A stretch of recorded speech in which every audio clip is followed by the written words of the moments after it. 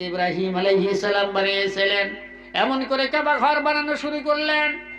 নিচের গাঁথনির কাজ আল্লাহর হুকুমেই বানানো শুরু করে দিলেন। নিচের পাথর দিয়ে গাঁথনি করেন। ইসমাইল আলাইহিস সালাম পাথর বয়ে এনে দেয়। বাবা ইব্রাহিম দেওয়ালের মধ্যে পাথরটা ধরার সাথে সাথে আল্লাহ পাকের কুদরতে পাথরটা দেওয়ালের মধ্যে লেগে যায়। পাথরটা দেওয়ালের মধ্যে লেগে যায়। এমন করে নিচের গাঁথনির কাজ কমপ্লিট। উপরে গাঁথনি করা লাগে। অমন কোনো মেশিনারি বস্তু নাই, অমন কোনো যন্ত্র নাই যার দ্বারা উঠে উপরের গাঁথনির কাজ করবে। আল্লাহ পাকের দরবারে ফরিয়াদ করলেন, আল্লাহ আপনার হুকুমে কাবা ঘর নির্মাণ শুরু করে দিলাম। নিচের গাঁথনির কাজ কমপ্লিট করলাম, উপরের গাঁথনির কাজ করার মতো আমার কাছে সমর্থন নাই। আল্লাহ কিছু একটা ব্যবস্থা করে দেন। আল্লাহ রাব্বুল আলামিন হযরত জিবরাইল আলাইহিস সালামকে ডাক দিয়ে বলেন, জিবরাইল রে, যা যা আমার খলিল ইব্রাহিমের কাছে চলে যা। আর যাওয়ার সময় খালি হাতে যাবি না, জান্নাত থেকে একটা পাথর নিয়ে যা রে জিবরাইল। এই পাথরটা আমার নবী ইব্রাহিমে খলিলের পায়ের নিচে দিয়ে দিবি।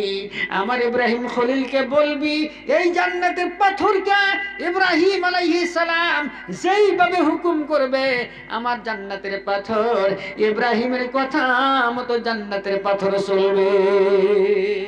যেরকম সুবহানাল্লাহ। পাথর পর্যন্ত আল্লাহর হুকুম মানে, পাথর পর্যন্ত নবীর সঙ্গে মোহাব্বত করে, পাথর পর্যন্ত আমার রাসূলদেরকে মোহাব্বত করেছেন, ভালোবাসা করেছেন। ও বন্ধুগণ, সম্মানিত হাজিরিন, ভালো করে কথাগুলি খেয়াল করে শুনবেন। হযরত জিবরাইল আলাইহিস সালাম জান্নাতের থেকে পাথরটা নিয়ে যখন চলে আসলেন, ইব্রাহিম আলাইহিস সালামকে বললেন, নবী ইব্রাহিম, এই যে পাথর আল্লাহ জান্নাত থেকে পাঠিয়ে দিয়েছেন, এই পাথরকে আপনি যা হুকুম করবেন, জান্নাতের পাথর আপনার হুকুম মতো চলবে। ইব্রাহিম আলাইহিস সালাম আল্লাহ জান্নাতের পাথরের মধ্যে যখন উঠে পড়লেন, ইব্রাহিম আলাইহিস সালাম পায়ে পা দুটি যখন পাথরের মধ্যে রেখে দিলেন, জান্নাতের পাথর আল্লাহর পয়গম্বরকে দেখে এত ভয় পেয়ে গেল বন্ধুরে। আল্লাহর পয়গম্বরের ভয়ে পাথরটা তো নরম হয়ে গেল।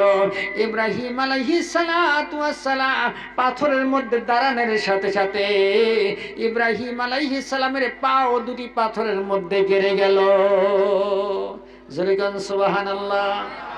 পাথর নরম হয়ে গেছে, পয়গম্বরের ভয়ে নরম হয়ে গেছে। ইব্রাহিম আলাইহিস সালামের পাও দুটি পাথরের মধ্যে গেড়ে গেল।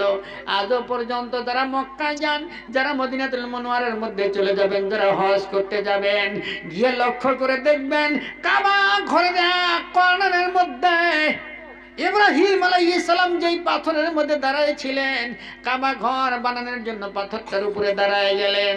ওই পাথরকে বললেন, পাথর রে, আমার নিয়ে একটু উপরের দিকে ওঠ। দেখা গেল পাথর আস্তে আস্তে করে ইব্রাহিমকে নিয়ে উপরের দিকে উঠতেছে। ও পাথর একটু নিচের দিকে নাম, আস্তে আস্তে করে নিচের দিকে নামতেছে। পাথর একটু ডাইনে